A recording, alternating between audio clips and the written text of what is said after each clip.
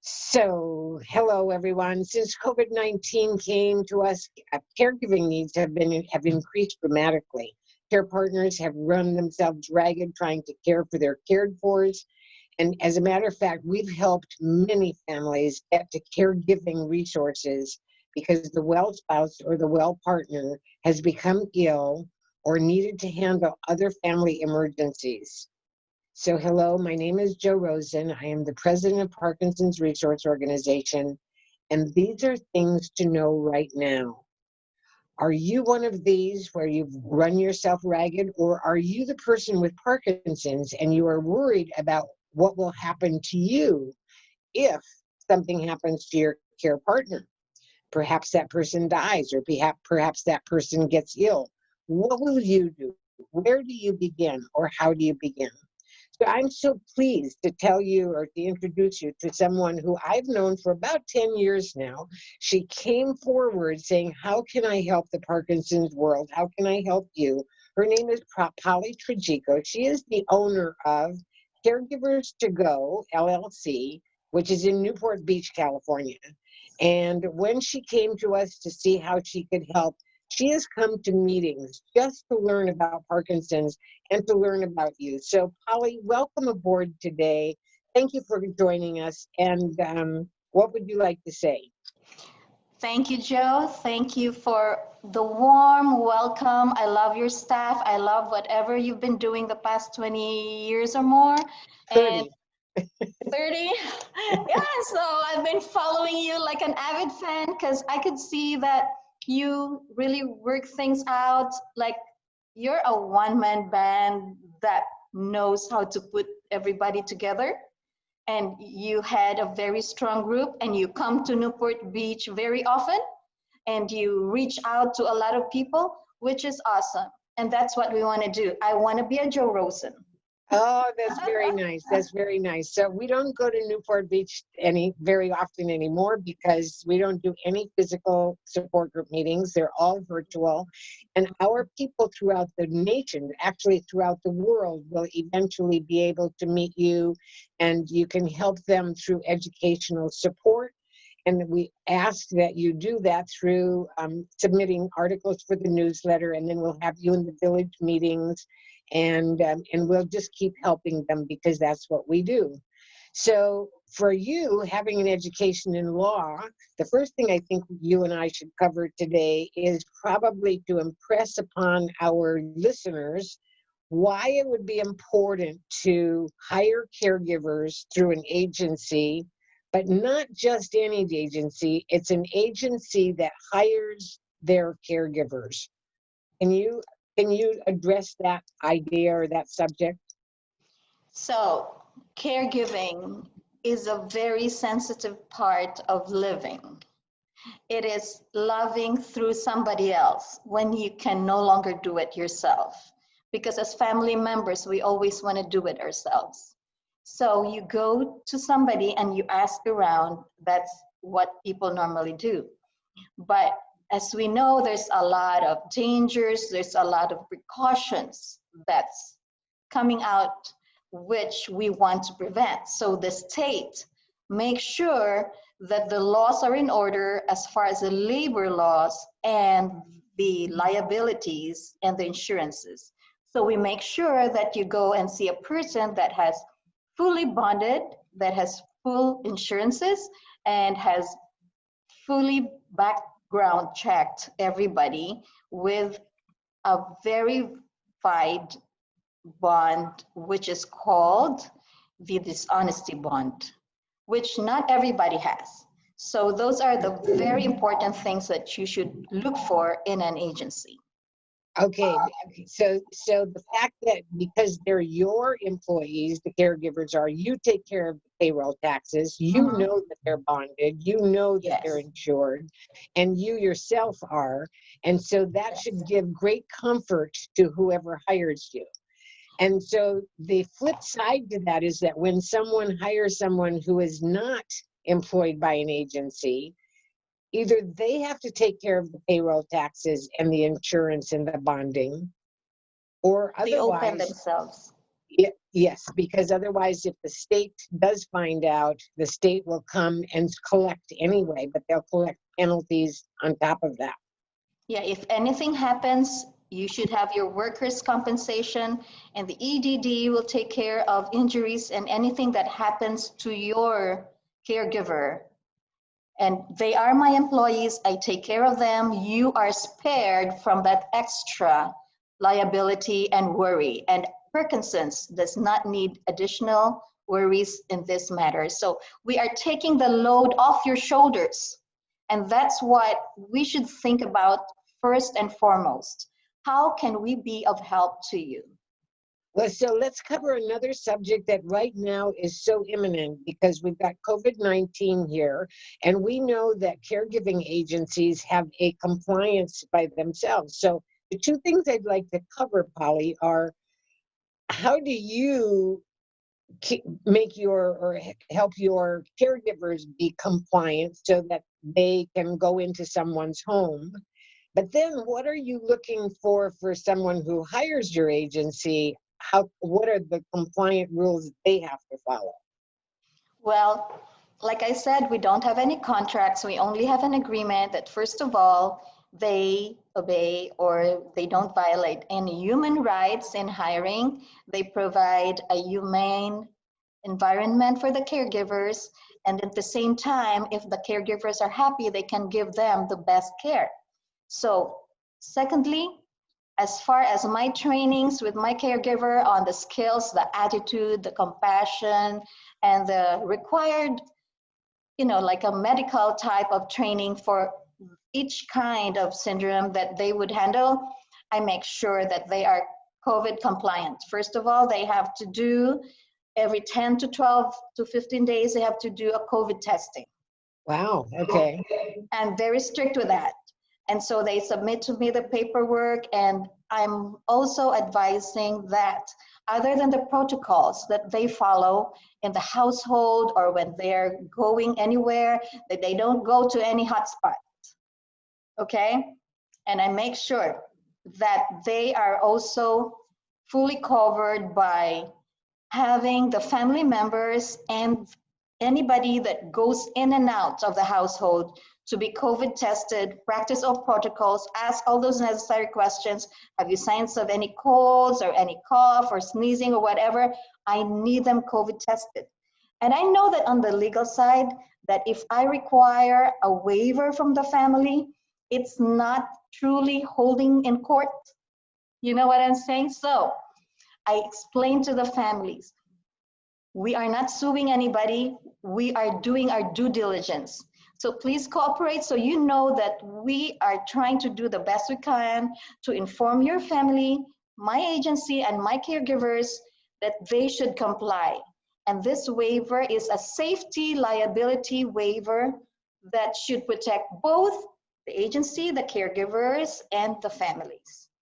And thank you so much for bringing that up. I think many people with Parkinson's and their loved ones have been afraid to bring the caregiver in without looking at the other side of it. The caregivers are afraid to go into a frail situation or to a situation that they're not sure of either. And they have family members. So caregivers are really in the front line and are to be not only applauded, but to be respected for the fact that they're out there giving of themselves at a time like this pandemic is. So let's take it a step further now and go into, because we're trying to educate the community on caregiving. And so we get covered why they should hire somebody through a caregiving agency, especially an employment agency, not a referral agency, an employment agency. We talked about the COVID compliance, and that's on both sides.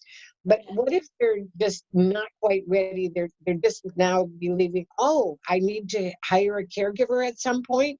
What should they probably know about in hiring a caregiver? Where should they start before they even make a phone call to you or a caregiving agency? Is there something you can tell them that where they should start or what they should start writing down or thinking about? Yeah, for now, I'd like to tell them that our company is a 1 hour, 1 call, 1-stop shop. Okay? So if you're 10 miles radius to Newport Beach, I can be there in 10 minutes or I can do a virtual. session, assessment, evaluation is free. Okay? Okay. Communication is very important to us. So we would love to hear from them. So we would love to know how we can customize the care, because we know that no person is the same. No family dynamics is the same with the other family that we deal with. So we want to know what you need. We want to know how we can help you. And it's only through communication. Yes. So we're just one call away, Joe. Okay, so, but before they even make that call, they should probably be thinking about what it is that they're looking for in a caregiver. I know the first time I hired a caregiver, and I went through an agency, and I just assumed, I guess, that the agency would know exactly what I wanted, and without any of that communication or anything. So now that I know that that's not so, I had to figure out, could this person cook the meals that we liked, or were they going to cook their own kind of meal? Because depending on the ethnicity of the caregiver, we had some caregivers that came in that liked cooking their way, but it was not good for our palates type thing. Then, did I need somebody to not only make the bed, but clean the bathroom, particularly of my, so are there particular things that somebody should start thinking about and writing down as to what they might be looking for before they call you, so that when they call you, they're organized? Yeah, we help them organize. We consolidate all the needs, okay? So they can come with us with bare hands, Okay. with eyes wide open. We listen to each other, we talk, and I want them to know that we have all kinds of people, Joe. So we have good chefs, we have good homemakers, we even have nurses who have degrees in nursing. We even have doctors who are physicians back home. So whatever you want to do, I will let you know who's available, what you need. I'm going to harmonize and synchronize everything. It's like a band, you see? The family is a band leader. I'm just a conductor. I will Okay. tell my orchestra what to do. So first is a phone call, then I can go visit and we can move from there, one step at a time. We are not hurrying anything. They can try whatever they want to try. They can try a few hours. They can try 1 or 2 people, 3 or 4, whatever they need that will match their customized care plan for the family member. Terrific. So that's going to lead us to a couple of different, I have all sorts of questions naturally, Polly, but so thank you. So I think it's wonderful what you just said when you said they are doctors back home. So I'm thinking that to just clarify that what you said is that some of your caregivers are actually physicians from another country, but they're not licensed and can't work here. No. So until they get relicensed, they're working as a caregiver? Like my nurses, they need money to do their nursing studies. And some of the physicians' home are already like with their children who are nurses, and they don't have anything to do. They train, and with education, I definitely want to hire people with an education, with a degree, with a background, and of course, the cultural assimilation, the acculturation is easier. Communication, understanding is smooth. So do they all cost different, or do you have them out at different levels fee-wise, or can someone hire, you bring them the caregiver and it's around the same fee? Yes, we also do a standard fee for live-ins. We have 24/7, we have different shifts. We are very flexible and transparent with our care and our standard of rates. That is so incredible to know, because the 24/7 since 2016 in the state of California has changed dramatically, where you can't have particularly one person doing the 24 hours. You have to break it up into shifts. So it's nice that you're orchestrating that. I'll ask you a little about insurance, because some people think that caregiving should be covered by insurance. And yes and no. So do you want to address that a little bit? So insurance is very important. I'm an insurance agent and I'm licensed by the state to do that. I'm also a licensed residential care facility administrator of the state. I know the compliance, and I know that everybody needs insurance. With the home care license that we have, we definitely have the $3 million aggregate. We have the $3 million professional and malpractice insurance, and we do it's almost like a $10 million insurance thing to carry on this home care activity. And of course, our EDD, the workers' comp. So, and the bonds and the licenses with the city and all the other agencies that we want to deal with, we have to comply. So look for the right care company that could be an extension of your family, not just the business that you give your money to, because we never want to have your money if you're not happy. Okay, but going back to my question, caregiving, the cost of caregiving is not necessarily covered by any insurance unless you have long-term care insurance. Correct. It's not covered by Medicare. It's not covered by health insurance. So unless someone has long-term care insurance, this comes out of their pocket. Yes, and a lot of them do private pay for a start, and then they are refunded by their insurance company. Okay, so, okay, that makes sense. So you don't accept insurance when they do have it. You bill them, they submit the bill to their insurance company and get reimbursed, and you're made whole in advance of that. Yeah, we can work with a lot of people in different scenarios. All they need to know is to call us so we can work things out. Because Yes, earlier, so I really want to just educate them to understand that, because I know, and the reason that you're in the Wellness Village is because you can do all of these things, and we know how terrific you are. But for those who are in other parts of the country, we need to give them some education, that just so they know that the cost of caregiving is typically not covered by insurance unless it's long-term care. Long-term care. And the way that each individual agency works, and particularly those that we invite into the Wellness Village, we know how fair and how compliant and how careful they are with you, our listeners, because we wouldn't have them in the Wellness Village if we couldn't trust what they're doing. In essence, if I couldn't have them come to my house, they can't be in the Wellness Village. And that's how important you, our listeners, are to me and to Parkinson's Resource Organization. We invite these people to come into the Wellness Village. They are vetted.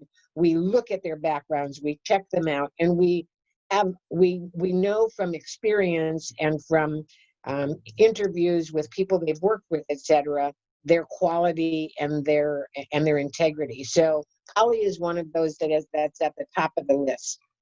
So developing the care plan for the family is something that you do once you get started. I'm guessing that most caregiving agencies should be able to develop a care plan. What might a care plan look like? Well, a care plan, first of all, starts with assessment and evaluation of the client, the site evaluation. We also include the family dynamics, and then we go to how the discharge instructions were issued by the doctor or the nurses, and we follow it. And so it could go with a diet, with anything that goes to body or personal hygiene, daily activities, occupational or speech therapy, and physical therapy. And also, if you're into all this dementia, is always activities. Always activities to engage the client and do a good plan on a quality of life. So this is what we want to improve. Absolutely. I mean, that's the critical thing, is quality of life, for not just for the person who needs the care, but also for that person's caregiver. So now let's go to another thing. So this comes up a lot. I don't want, so my husband or my wife or my partner, they really don't need somebody by their side 24 hours a day or every minute of the day. I mean, I am hiring somebody to what? Just sit around? So what do the caregivers do when the person is still ambulatory? You know, so the whole family wants to know, what does the caregiver really do? Yeah, number one, we make sure that we know what the family wants us to do and what the likes and hobbies are of this client. If they love to go to church, to go to a synagogue, to worship, to go meet friends and play bridge or do mahjong or just talk on the phone, call friends. We make a diary and a phone list, and like we want to recall the memory of the past, that in their childhood, did they have all their classmates together? Are they planning a reunion? We could even plan the reunion ourselves. We could do something virtual. We can teach them a computer because of the COVID. And before COVID, we would travel with them. Some of them couldn't travel alone, and they would love to see the world before anything else worsens. And we had been very successful with that. We had been very proud that our caregivers are very good travel partners, so that in the end, they can say that I've done it all, I've seen it all. And other than that, we want to make sure that in a day-to-day basis, we have a caregiver that doesn't only make sure that everything is okay with the family and the care of the client as to personal, mental, but emotional. So everything in there will be tucked in friend, sister or brother, and a homemaker. So food is the best thing that can comfort a person, especially somebody who loves to cook or eat. So we want to make sure we have good food at home too. This brings up so many things, Polly. I'm so happy we're having this conversation. So, as Parkinson's progresses, the first thing that we're always telling everyone is to make sure that you're living with Parkinson's. It's not the woe is me, and that's for everybody that's involved. So you talked about traveling. There's a point where it's very difficult to travel with a person who is progressing with Parkinson's. But I can also attest to the fact that, and what we did in my personal life is we would take a caregiver with us when we traveled so that it was easier for me. I wanted to enjoy the trip as much as I wanted my husband to enjoy the trip.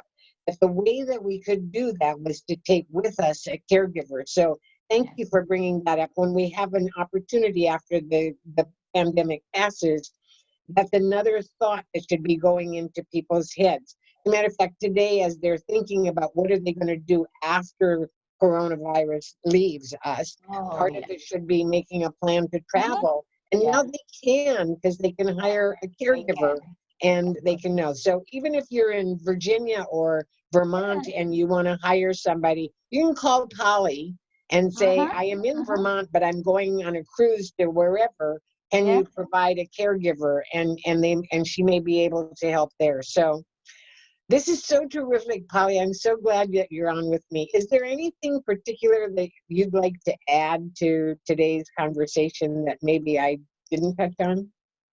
Well, I just want you to know, Jo, that we are very, very happy to be finally united with you in a very solid sense as a member of the Wellness Village, and that you are still there strongly advocating for the elderly and everybody affected with the syndrome, the Parkinson's syndrome. And so I'd love to say that everybody should work together in this village.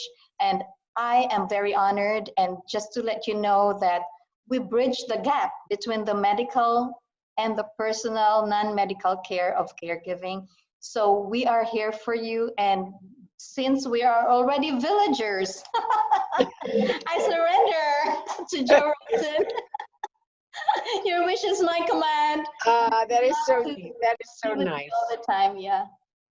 So I want to thank you for the confidence that you have in the work that we do, and we of course have the confidence in what you do.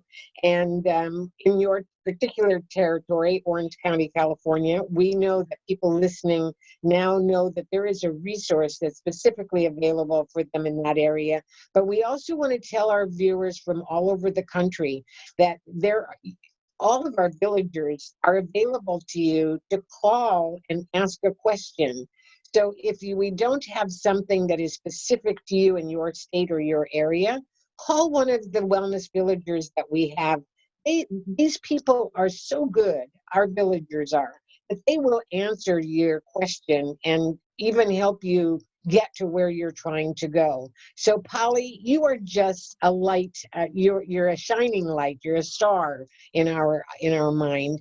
And I'm so grateful that you are on. So I say to our listeners again, watch the articles in the newsletter, because Polly will have authored some really educational and good articles. She will be coming to the village meetings, and we only have 2 of those a month. So if you want to hear her again on not, we always cover topics very different than these things to know right now videos.